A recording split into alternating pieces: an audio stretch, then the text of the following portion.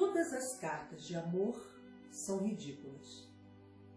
Não seriam cartas de amor se não fossem ridículas.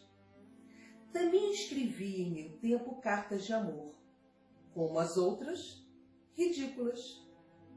As cartas de amor, se há amor, têm de ser ridículas. Mas afinal, só as criaturas que nunca escreveram cartas de amor é que são ridículas. Quem me dera no tempo em que escrevia, sem dar por isso, cartas de amor ridículas.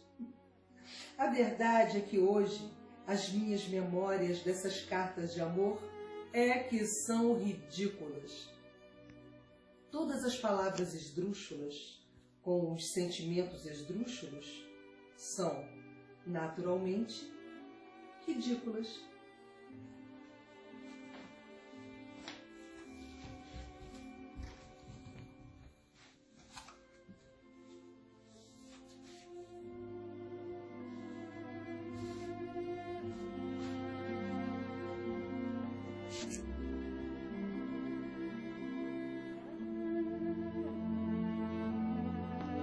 Caldeirão Cultural São Paulo apresenta Cartas de Amor, de Fernando Pessoa e Ofélia Queiroz.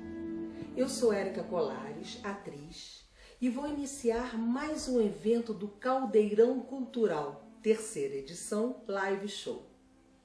Quero agradecer imensamente à Prefeitura de São Paulo, à Secretaria Municipal de Cultura e ao Alexandre Doria, por essa iniciativa em plena pandemia, mostrando o valor da cultura. Bom, nesse caso, da literatura portuguesa. E levar estas atrações para aliviar um pouco essa angústia da quarentena. Fernando Antônio Nogueira Pessoa nasceu em Lisboa, dia 13 de junho de 1888. Faleceu também em Lisboa, dia 30 de novembro de 1935, com 47 anos de idade. Foi poeta, filósofo, dramaturgo, ensaísta, tradutor, publicitário, astrólogo. Bom, eu nunca pensei que ele fosse astrólogo, né? Foi preparando essa live que eu descobri. Foi também inventor, empresário, correspondente comercial, crítico literário e comentarista político português. Fernando Pessoa é o mais universal poeta português. Ele foi educado na África do Sul, bom, isso eu também não sabia, numa escola católica irlandesa. Por isso chegou a ter mais familiaridade com o idioma inglês do que com o português.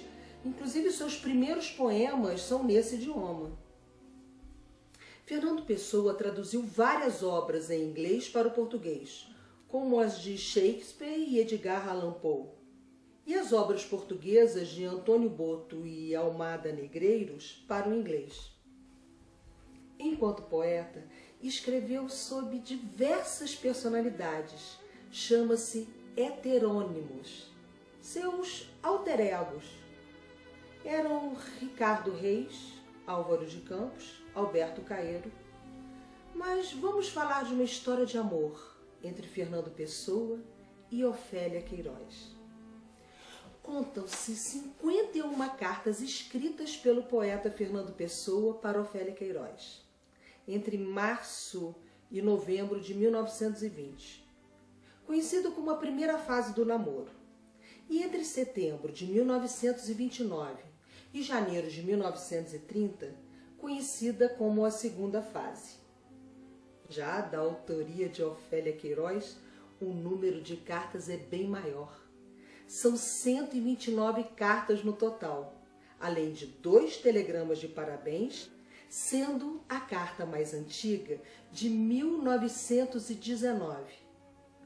Ofélia, no entanto, ficou célebre por ter sido a única namorada conhecida do poeta Fernando Pessoa. Fernando Pessoa e Ofélia Queiroz conheceram-se no escritório da firma Félix, Valadas e Freitas, na Rua da Assunção, na Baixa de Lisboa. Fernando Pessoa trabalhava como tradutor de documentos comerciais. Tinha 31 anos. Ofélia com 19. São 12 anos de diferença. Ela era a mais jovem mimada de 8 filhos. Falava francês e inglês e buscava ter uma vida independente da família. Por isso, procurou trabalho como empregada na firma onde trabalhava Fernando Pessoa e foi admitida a trabalhar no final de 1919. A própria Ofélia, muitos anos depois, contou como foi no primeiro dia em que se apresentou para a entrevista. Olhem como Ofélia retrata o encontro. Ela estava à espera de alguém que lhe abrisse a porta do escritório e, de repente, vê chegar um homem com óculos e laço ao pescoço, que pegou na jovem uma simpática reação. Não sei porquê, aquilo deu-me uma terrível vontade de rir.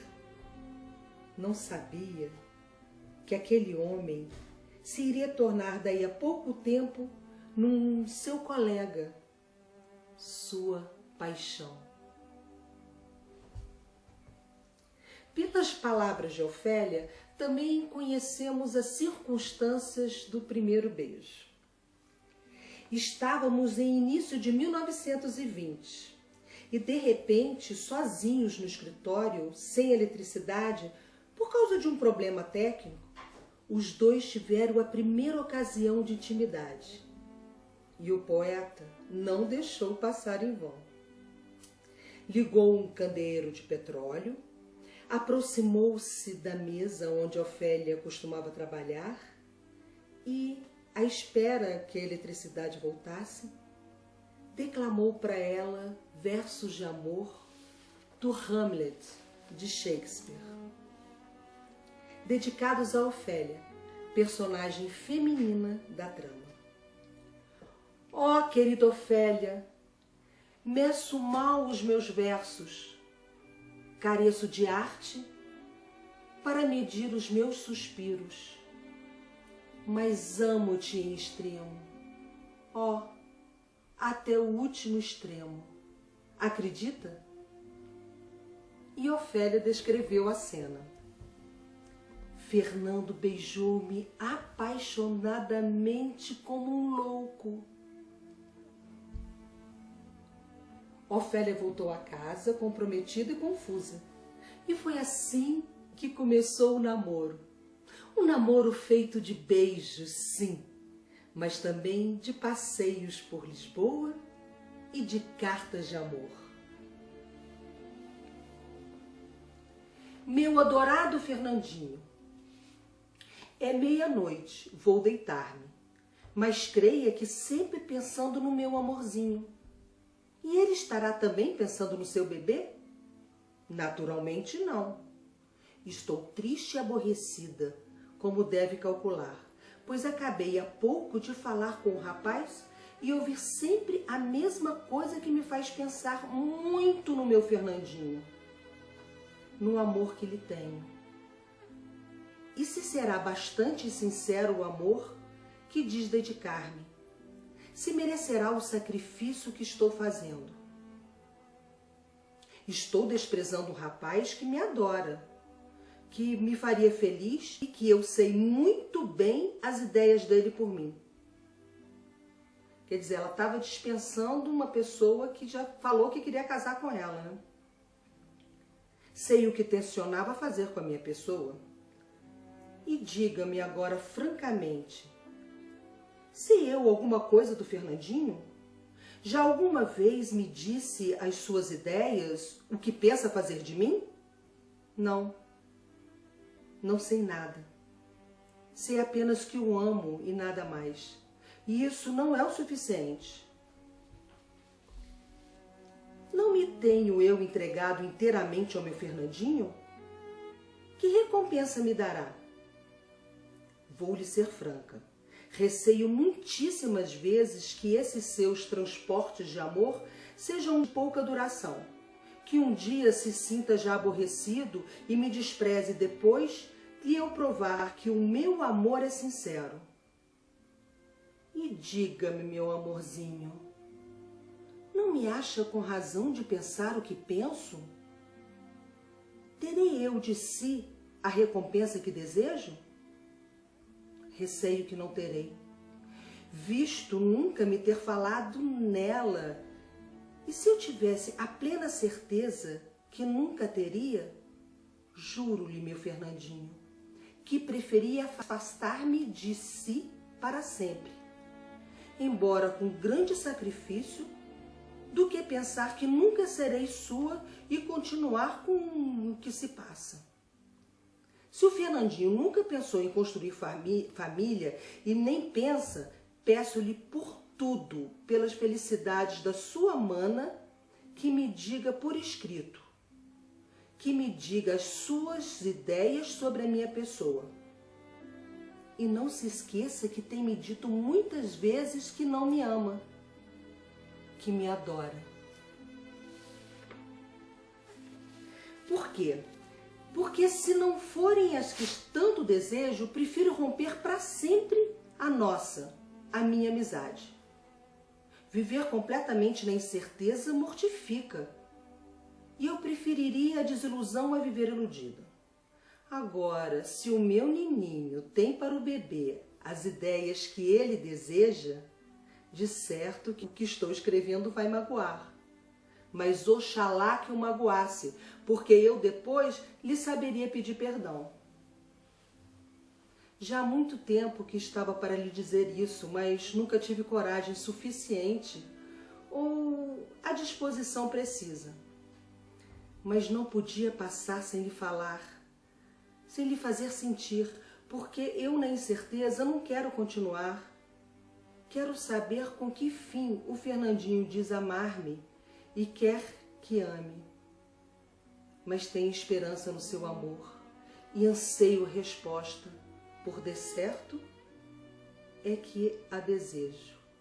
Amo muito, muito, amiguinha Ofélia Queiroz. Fernando responde a essa carta, apesar de chamá-la pelo diminutivo, o que traz uma doçura, ele parece bem magoado e até ofendido. É assim que Fernando Pessoa se dirige ao seu amor na primeira dessas cartas. Ofelinha, para me mostrar o seu desprezo, ou pelo menos a sua indiferença real, não era preciso os disfarces transparentes de um discurso tão comprido, nem da série de razões tão pouco sinceras como convincentes que me escreveu. Bastava dizer-me: assim entendo da mesma maneira, mas dói-me mais. Se prefere a mim o rapaz que namora e de quem naturalmente gosta muito, como lhe posso eu levar isso a mal? A Ofelinha pode preferir quem quiser, não tem obrigação de amar-me, nem realmente necessidade de fingir que me ama, a não ser que queira divertir-se. Quem ama verdadeiramente não escreve cartas que parecem requerimentos de advogado. O amor não estuda tanta coisa, nem trata os outros como réus e é preciso entalar. Por que não é franca para comigo? Que empenho tem em fazer sofrer quem não lhe faz mal, nem a si, nem a ninguém? A quem tem por peso a dor bastante a própria vida isolada e triste, e não precisa que venham acrescentar criando-lhe esperanças falsas, mostrando-lhe afeições fingidas, e isso sem que se perceba com que interesse mesmo de divertimento ou com um proveito mesmo de troça.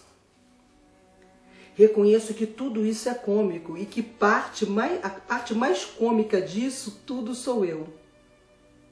Eu próprio acharia graça se não amasse tanto, se não tivesse tempo para pensar em outra coisa que não fosse no sofrimento que tenho prazer em causar-me.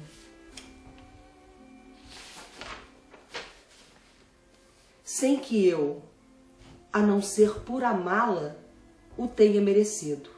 E creio bem que amá-la não é razão bastante para o merecer. Enfim, aí fica o documento escrito que pede: reconheça a minha assinatura, o tabelião Eugênio Silva. Aí você observa uma menina de 19 anos sendo cortejada por um verdadeiro poeta. Bom, claro que ela fica apaixonada, né? Então ela conta como se desenvolveu o namoro. Vimos-nos todos os dias no escritório, onde, como já disse, o Fernando ia como correspondente e amigo. Eram só olhares, recados, bilhetinhos, que me atirava em cima da secretária disfarçadamente. E também presentes que eu encontrava dentro da gaveta quando chegava de manhã. Dentre os 43 bilhetes, conservo alguns. Quis-me. Dei-me um beijinho, sim? Não é nada, bebê ciumento. Logo lhe mostro o que é, etc, etc e etc. Por ser muito pequena e magra, embora os braços e as pernas fossem roliços, tinha uma figura engraçada e, como não me pintava, parecia ainda mais nova do que era realmente. Eu tinha 19 anos quando conheci o Fernando. Fazíamos, portanto, uma diferença de 12 anos. Ele achava-me muita graça, por ternura, tratava-me como bebê, bebezinho, bebê pequenininho. E até me fez alguns versos exatamente a minha figura. Encontrávamos todos os dias e quase sempre mesmo depois de eu ter deixado o escritório, à porta da livraria inglesa na Rua Arsenal, onde o Fernando ia comprar jornais. Além disso, escrevíamos muito.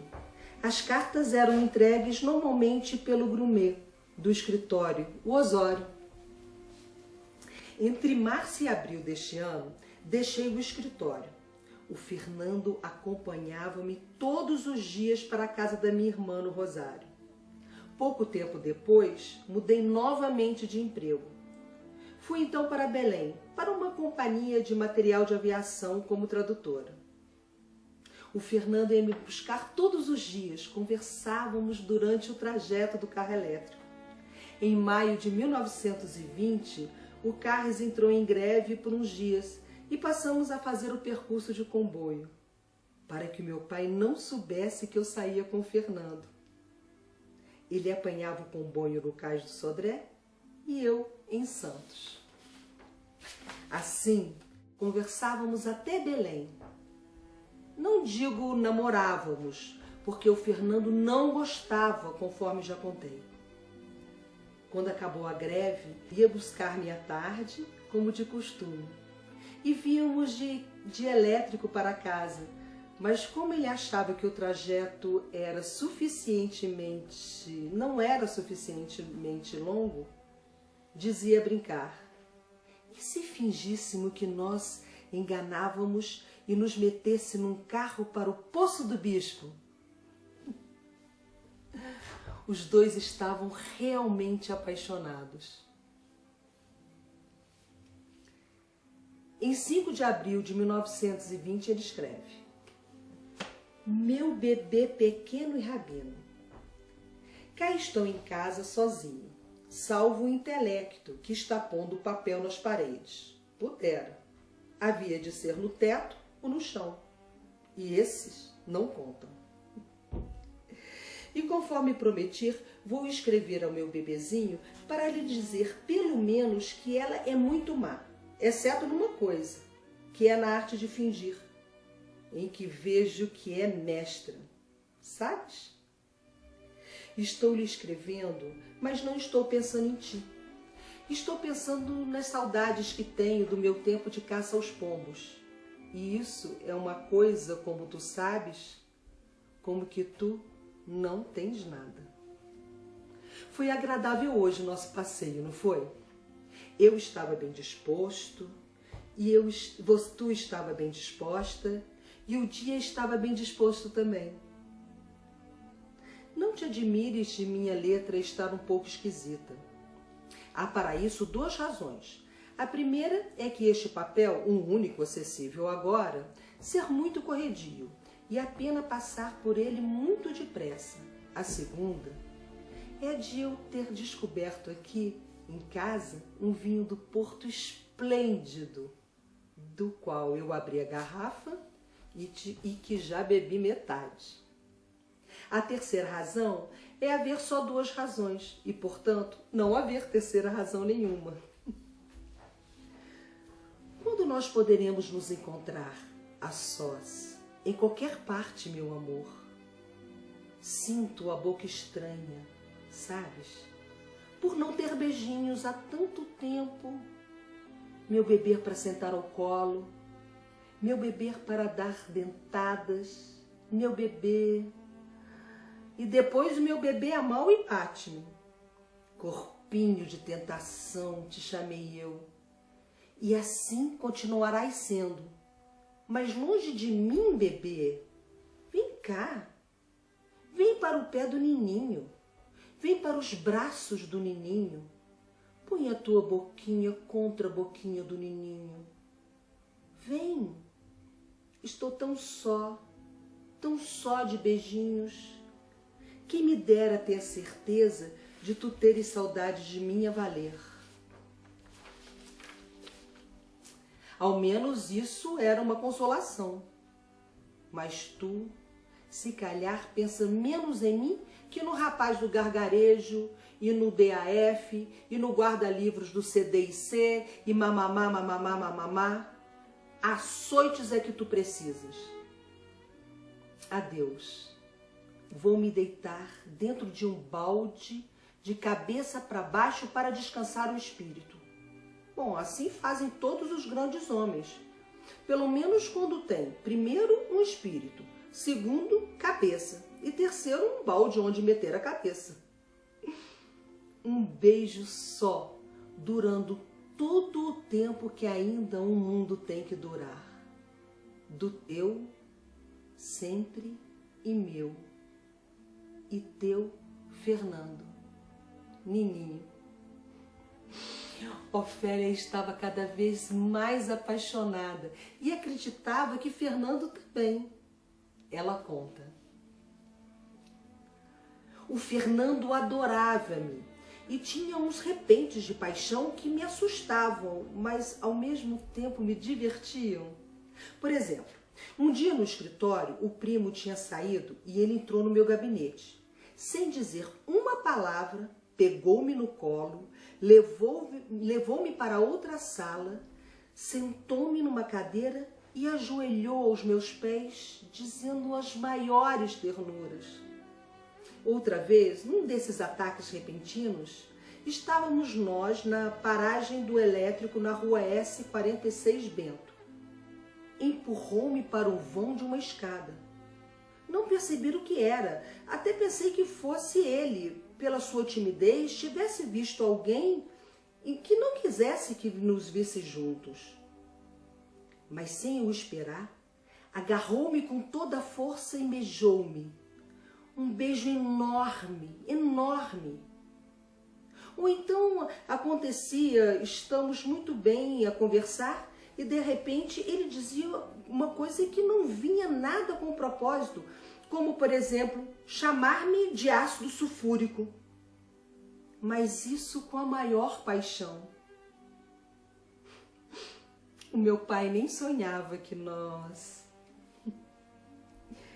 Eu ia para a janela e na hora combinada ele aparecia.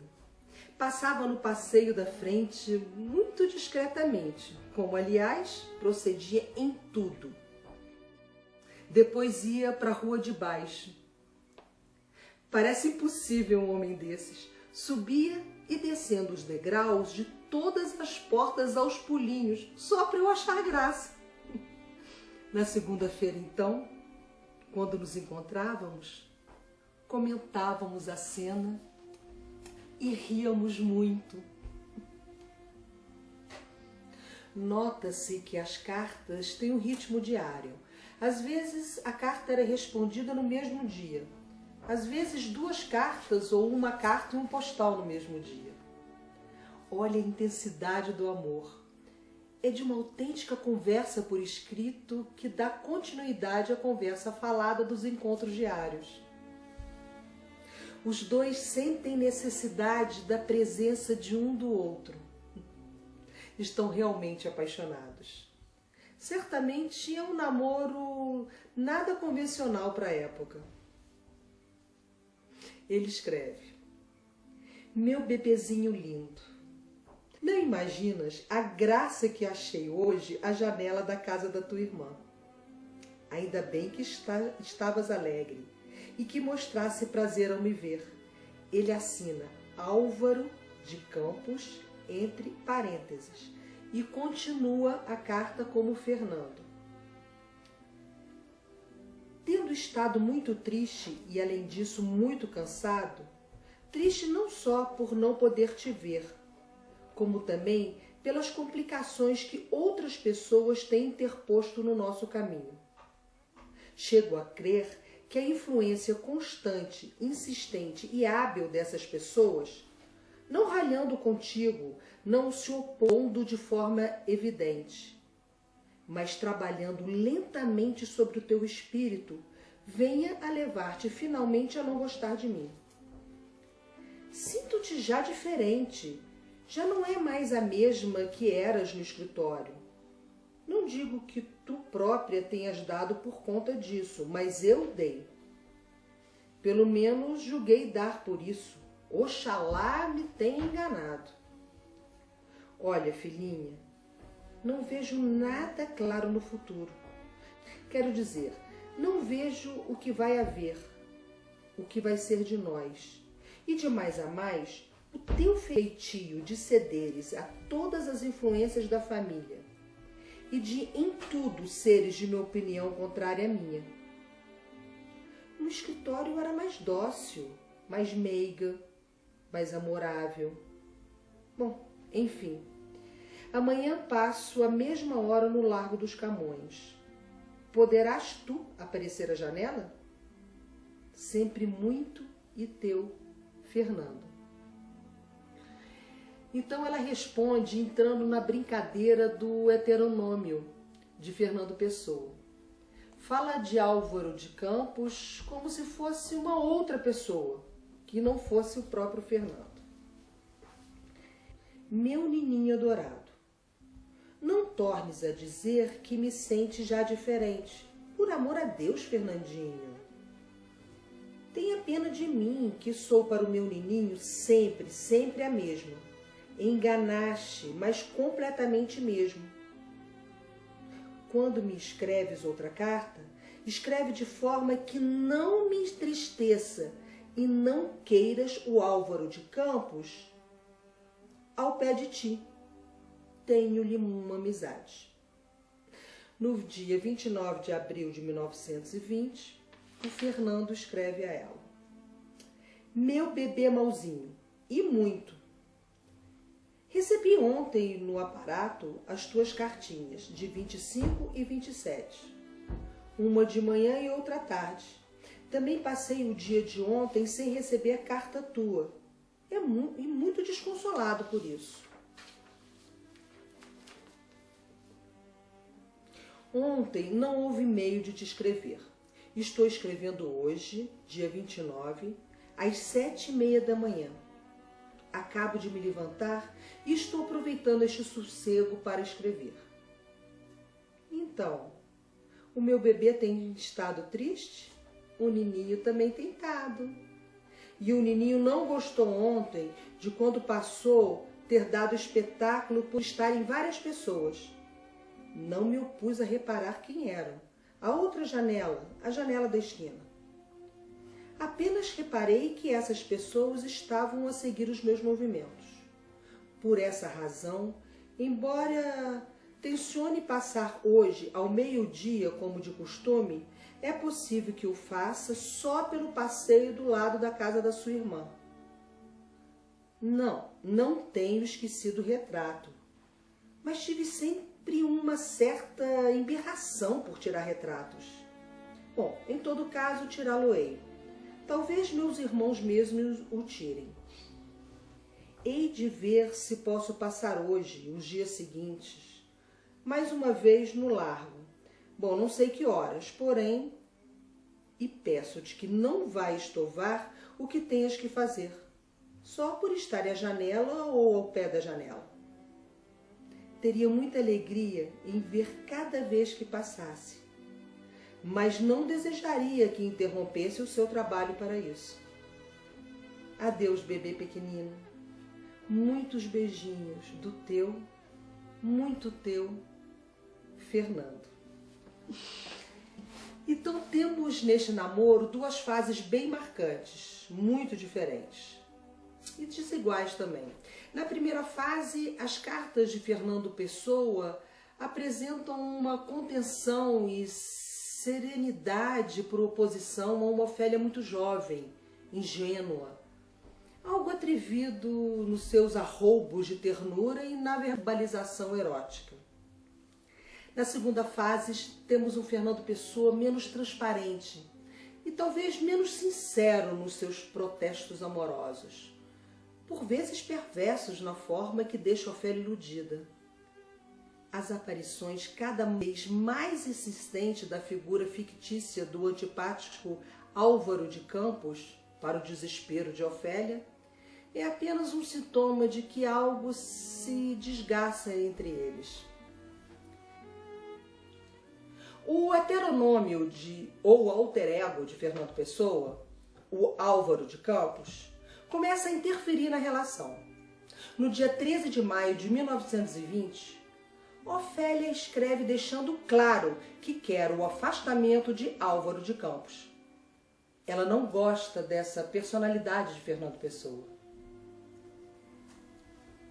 Nininho da minha vida, é meia-noite e vou deitar-me muito bem disposta, porque o meu querido Nininho, hoje, vinha muito lindo. Assim é que ele devia vir sempre. Quando tu está bonzinho para o bebê, que não dizes e fazes maldade. Fico tão contente e alegre que pareço outra. Agora, quando não apareces ou se apareces, mas vindo o patife do Álvaro de Campos, ai, meu filho, que doença me mete no corpo, que nervosismo. Amanhã Deus queira que possas ir também assim cedinho, a hora de hoje. Vai meter-se no carro cedinho, lindo do meu amor bebezinho?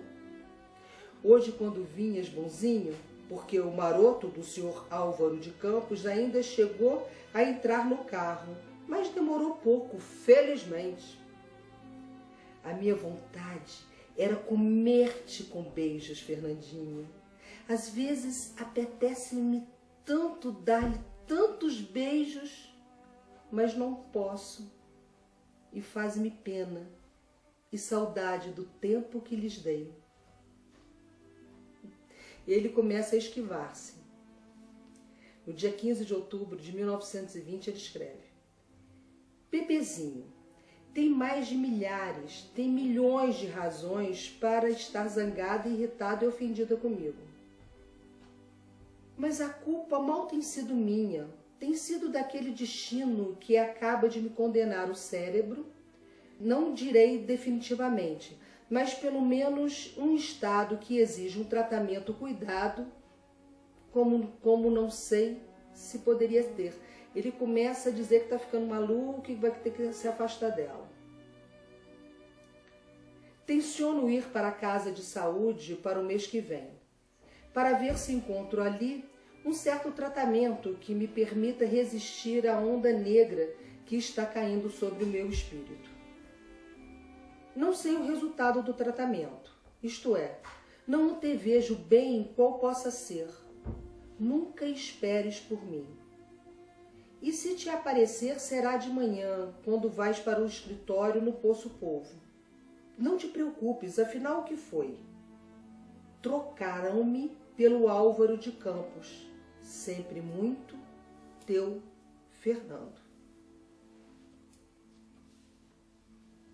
Ela escreve para ele no dia 27 de novembro de 1920.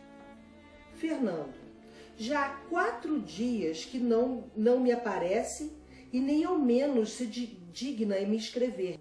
Sempre a mesma forma de proceder.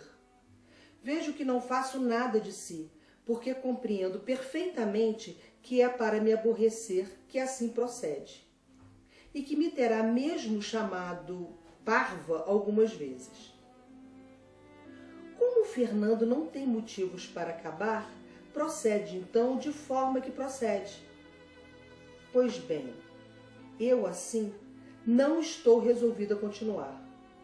Não sou o seu ideal. Compreendo claramente, unicamente, o que lastimo é que só quase no fim do ano que o senhor tenha compreendido. Porque se gostasse de mim, não procedia como procede. Pois não teria coragem. Os feitios contrafazem-se. O essencial é gostar-se. Esta a sua vontade feita.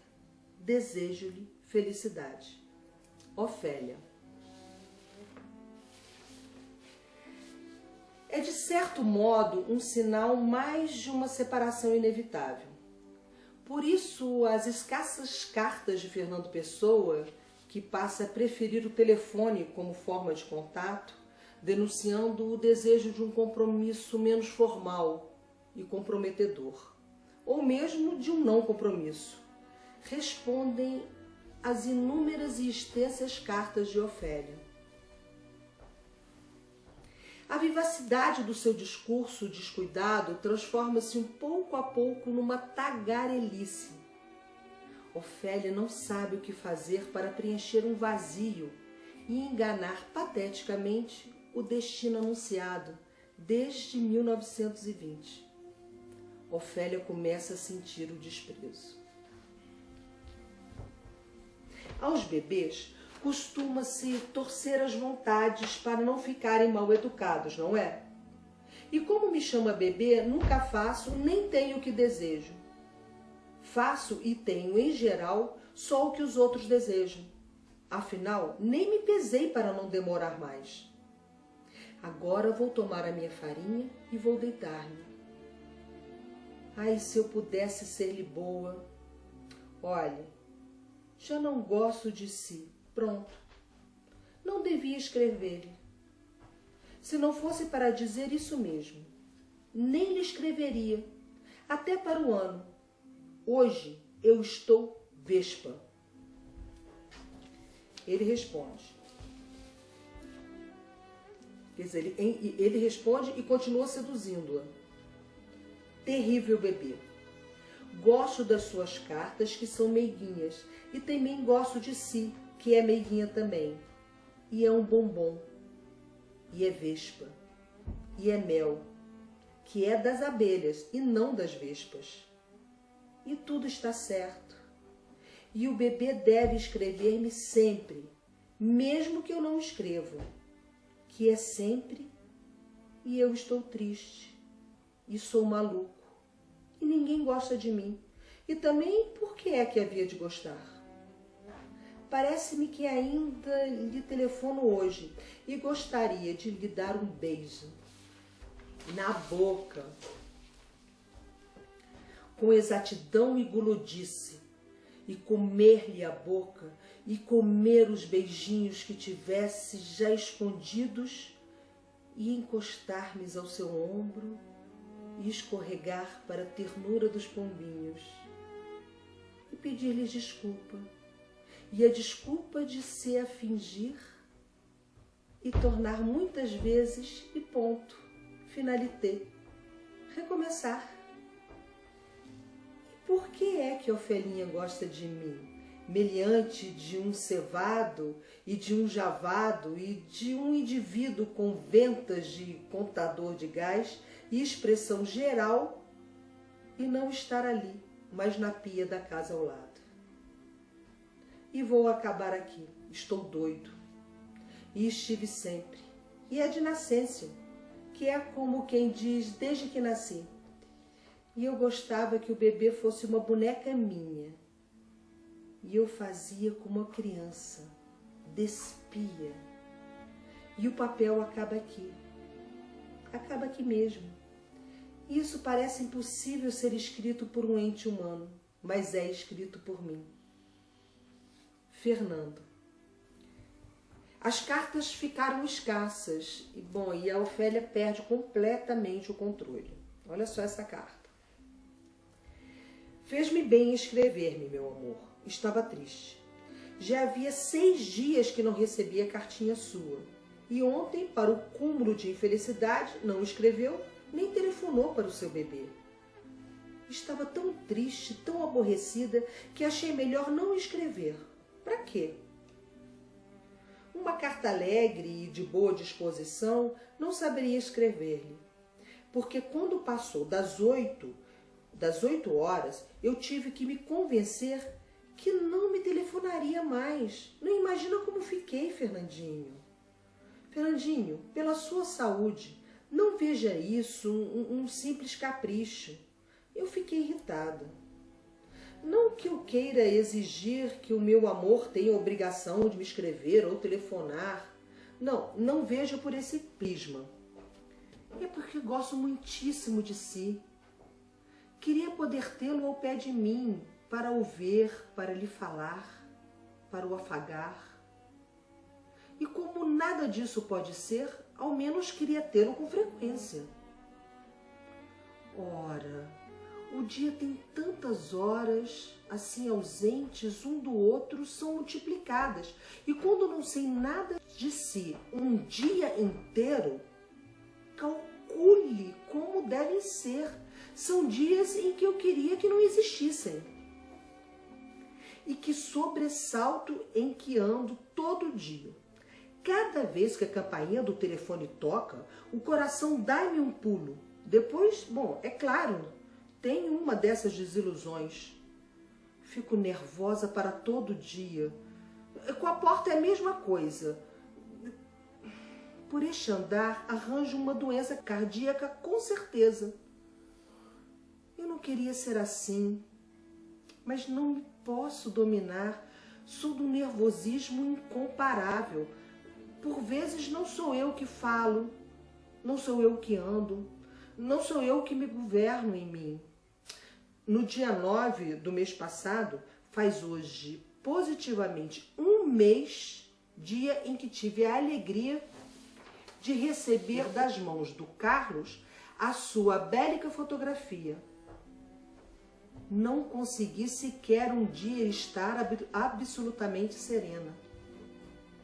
O Fernandinho desarranjou-me de uma tal forma que só um dia voltarei a arranjar-lhe. Não reparou que hoje eu não parecia mesmo ao telefone? Sabe por quê? Eu vou explicar. Vieram hoje para cá as tais tias, que gostam imenso de fazer pergunta. Perguntam tudo. Então, a menina, quando te casas? A minha resposta é, eu sei lá, dia de São nunca tarde. Mas tens namoro, continuam.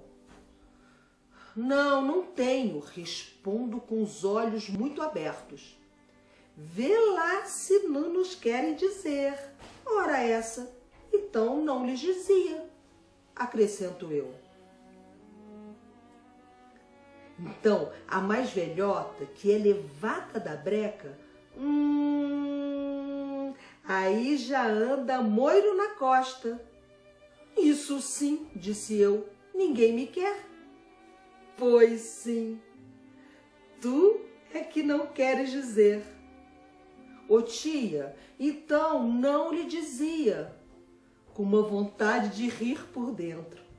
E passando pouco tempo, toca o telefone.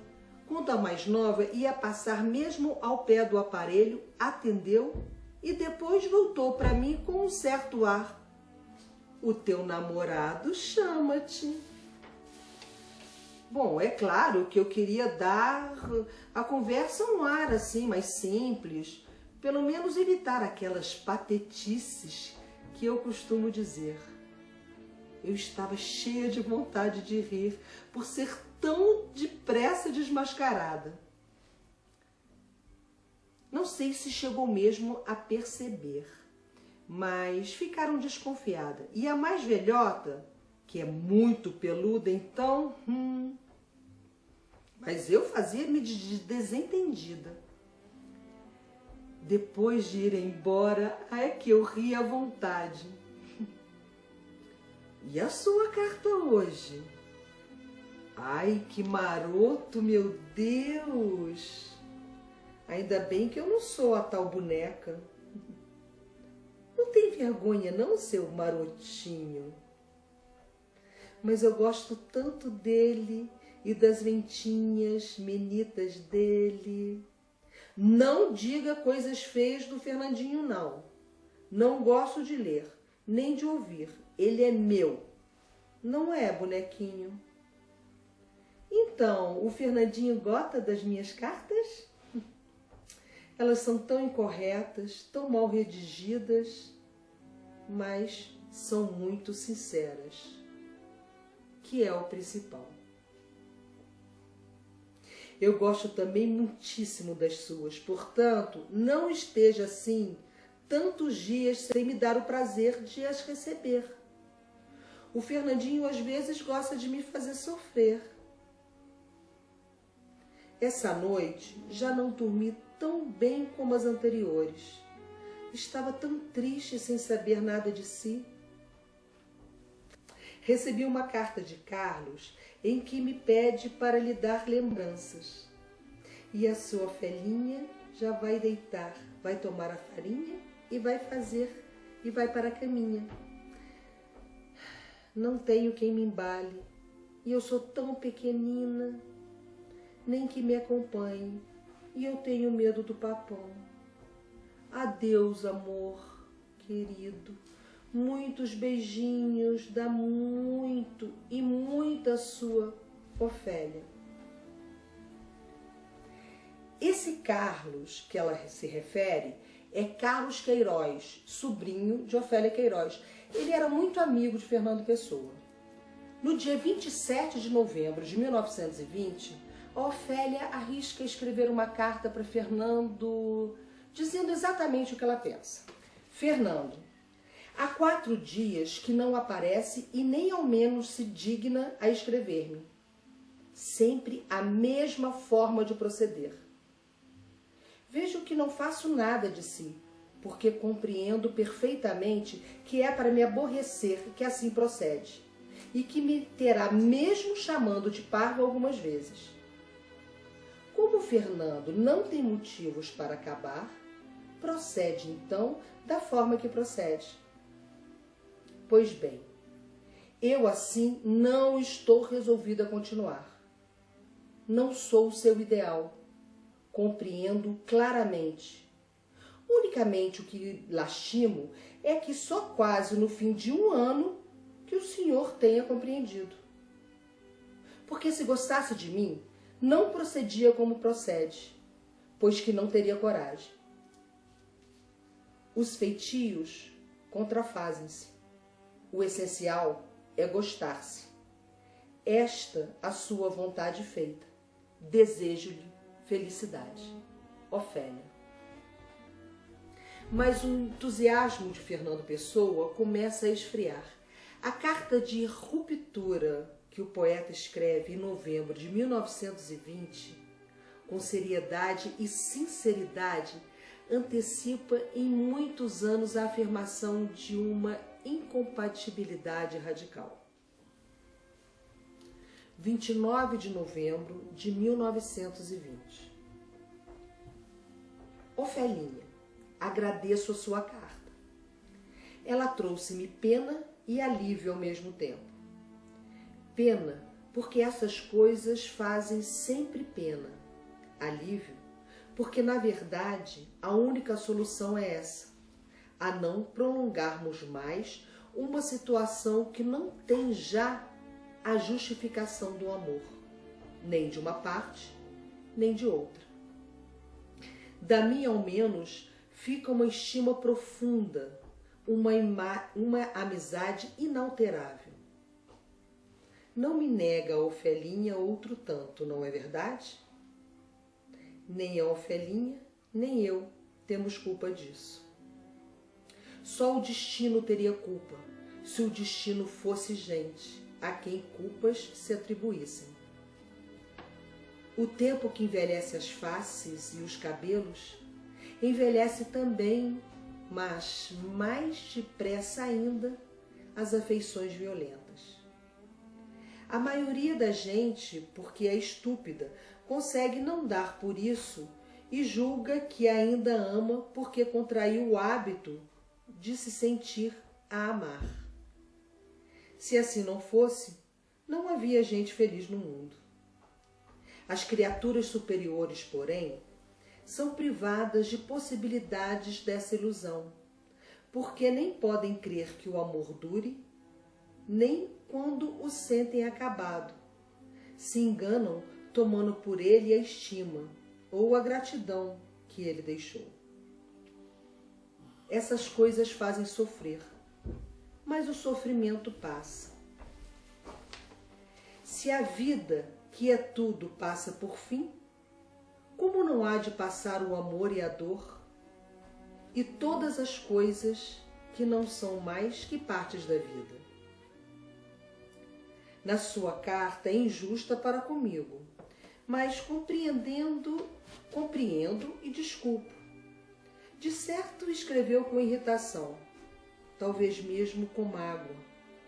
Mas a maioria da gente, homens ou mulheres, escreveriam, no caso, num tom ainda mais acerbo e em termos ainda mais injustos.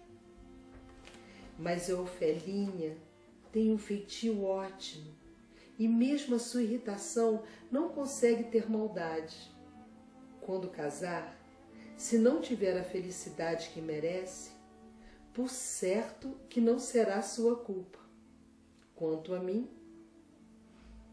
o amor passou, mas conservo-lhe uma afeição inalterada e não esquecerei nunca, nunca, creia, nem a sua figurinha engraçada e os seus modos de pequenina, nem a sua ternura, e a sua dedicação e a sua índole amorável. Pode ser que me engane e que essas qualidades que lhe atribuo fossem uma ilusão minha.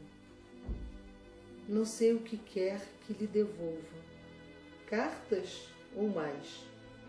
Bom, eu prefiro não devolver nada e conservar suas cartinhas como memória viva de um passado morto, como todos os passados, como alguma coisa de comovente numa vida, como a minha, em que o progresso nos anos é par do progresso na infelicidade e na desilusão. Peço que não faça como a gente vulgar, que é sempre reles, que não me volte a cara quando passe por si, nem tenha de mim uma recordação em que entre o rancor. Ficamos um perante ao outro como dois conhecidos desde a infância, que se amaram um pouco quando meninos e, embora na vida adulta, sigam outras afeições e outros caminhos. Conservam sempre um escaninho na alma, a memória profunda do seu amor antigo e inútil. Que isso é de outras afeições e de outros caminhos. É consigo, Ofelinha, e não comigo. O meu destino pertence a outra lei, de cuja existência a Ofelinha nem sabe, e está subordinada cada vez mais à obediência de mestres que não permitem nem perdoam. Não é necessário que me compreenda isso. Basta que me conserve com carinho na sua lembrança, como eu, inalteradamente, conservarei a minha. Fernando.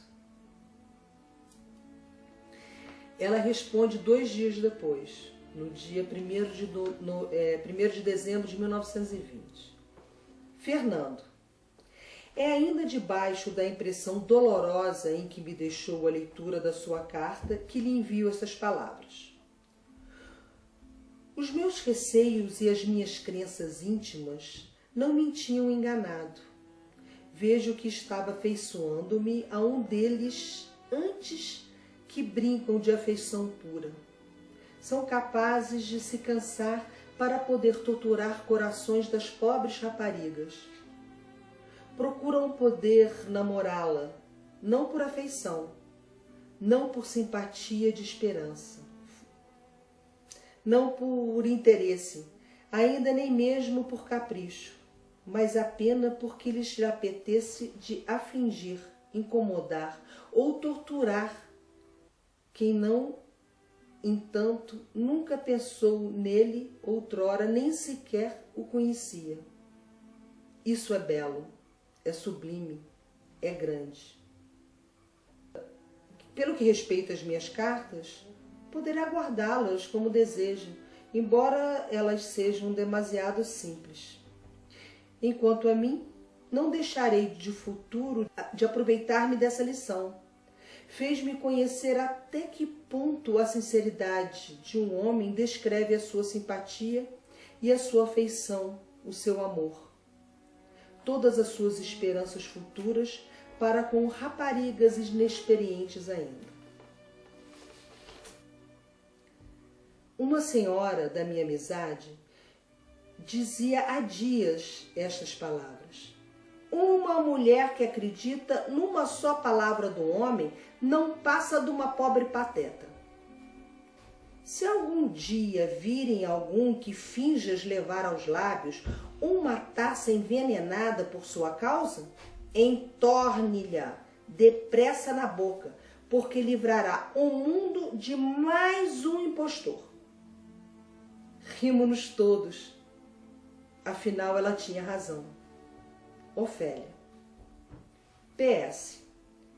Peço-lhe que me perdoe o só hoje responder a sua carta, mas devido à morte do irmão do meu cunhado, não vim em casa ontem e por isso não pude responder com brevidade que deseja. Desejo-lhe inúmeras felicidades. Ofélia. O Carlos Queiroz, sobrinho de Ofélia, recebe uma foto do Fernando Pessoa. A Ofélia fica louca pela foto e pede para o sobrinho pedir uma foto para ele, sem que Pessoa saiba que ela que está pedindo. Em 1929, Ofélia recebe uma foto, então ela o escreve agradecendo. 9 de setembro de 1929, a Ofélia escreve, agradecendo a fotografia. Fernando, vai de certo parecer-lhe bastante estranho receber uma carta minha, mas já que foi tão amável, não hesitando em confiar-me sua fotografia, sabendo que era para mim, e tendo Carlos confessado que, não sabendo mentir, me traiu e traiu Fernando. Porque o combinado era pedir-lhe a fotografia sem dizer para quem era. E creio que o combinado com Fernando era não me dizer que lhe tinha dito que era para mim. Enfim, com tanta combinação tinha por força de dar asneira. Asneira essa que só resultou em benefício para minha pessoa. Primeiro, porque alcancei uma coisa que tanto desejava e tanto prazer me dá. Segundo, porque me encorajou a escrever-lhe para lhe agradecer de todo o coração a sua interessante fotografia. Não tem vergonha? Também, se o Carlos não conseguisse que o Fernando lhe desse, estava condenado a ficar sem a dele, com a dedicatória e tudo, porque eu já tinha jurado roubar-lhe. Assim, gostei muito mais por ter vindo propriamente das suas mãos. com destino à minha pessoa, embora da parte do Fernandinho sem prazer algum. Adeus, Fernandinho. Se quiser dar-me a alegria de receber notícias suas, pode fazê-lo na Praça Dom João Câmara, que é onde tenho estado ultimamente. Subscreve-se muito grata, Ofélia. E ele responde a carta. Ofelinha, gostei do coração da sua carta e realmente não vejo que a fotografia de qualquer meliante, ainda que esse meliante seja irmão gêmeo que não tenho, forme motivo para agradecimentos. Então, uma sombra bêbada ocupa o lugar nas lembranças? Ao meu exílio, que sou eu mesmo, a sua carta chegou como uma alegria lá em casa. E sou eu que tenho que agradecer, pequenina. Já agora uso a ocasião, peço-lhe desculpa de 3 coisas que são a mesma coisa de que não tive culpa. Por 3 vezes a encontrei e não a cumprimentei, porque não a vi bem. Uma vez, foi já há muito tempo na rua do outro e à noite. E a Ofelinha com um rapaz que supus ser seu noivo ou namorado, mas realmente não sei se era o que era justo que fosse. As outras 2 foram recentes, e no carro em que ambos seguiam no sentido que acaba na estrela. Via uma das vezes só de soslaio, e os desgraçados que usam óculos, soslaios perfeitos. Outra coisa, não é nada. Nada. Doce Fernando. O namoro foi bem mais duradouro do que acreditamos. Foi entre dezembro de 1920 e setembro de 1929. Fernando Pessoa e Ofélia Queiroz se comunicaram desde 1919, ano em que se conheceram, até 1935, ano em que o poeta faleceu. Foram 24 anos de cartas e muita paixão. Com a morte, Ofélia perde a esperança de ter uma relação com Pessoa. E 3 anos após a morte dele, em 1938, Ofélia se casa com o teatrólogo Augusto Soares. Espero que tenham gostado de ter contribuído com a cultura do Brasil. Esse foi mais um evento do Caldeirão Cultural, 3ª edição Live Show. Um grande agradecimento à Prefeitura de São Paulo, à Secretaria Municipal de Cultura e ao Alexandre Doria, por essa belíssima iniciativa em plena pandemia. Fique em casa e, se tiver que sair, siga as orientações dos profissionais de saúde. Vai passar. Boa noite a todos.